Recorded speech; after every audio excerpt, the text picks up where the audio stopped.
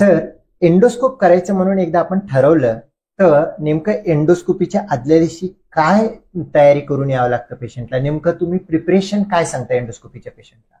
बरोबर. So endoscopy म्हणजे आपण आता अपर जीआय एंडोस्कोपी बद्दल बोलूया. तर अपर जीआय एंडोस्कोपीसाठी फक्त एकच रिक्वायरमेंट आहे की उपाशीपोटी येणे.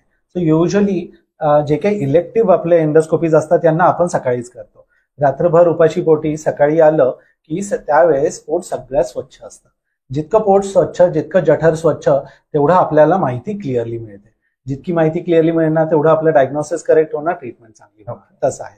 तर एंडोस्कोपीसाठी आपल्या पेशंटला सगळ्यांना आपण काउन्सिल करतो की सकाळीच त्यांनी उपाशीपोटी येणं. काही जर त्यांचे रेग्युलर मेडिसिन्स असतील की त्यांची ब्लड प्रेशरची स्पेशली जे सकाळी घेतलं जातं ते अर्ली मॉर्निंग थोडं एक घोटभर पाण्यासोबत घेतली तर ती चालते. डायबिटीजचे वगैरे मेडिसिन्स आपण एंडोस्कोपी नंतर ज्यावेळेस ते खाऊ पिऊ शकतात त्याच्यानंतर देतो, म्हणजे शुगर कंट्रोल राहते. बीपीचं मेडिसिन देण्याचं कारण असं की त्यांचं ब्लड प्रेशर एंडोस्कोपीच्या वेळेस येऊन वाढायला नको, जेणेकरून परत प्रोसिजर कॅन्सल होण्याची शक्यता नसते. ब्लड प्रेशरची गोळी घेतली की ब्लड प्रेशर कंट्रोलमध्ये राहतं. तर उपाशीपोटी येणं, रेग्युलर ब्लड प्रेशरची वगैरे मेडिसिन्स त्यांना घेणं अलाउड आहे. आदल्या दिवशी एक लाईट देणं त्यांना अलाउड आहे.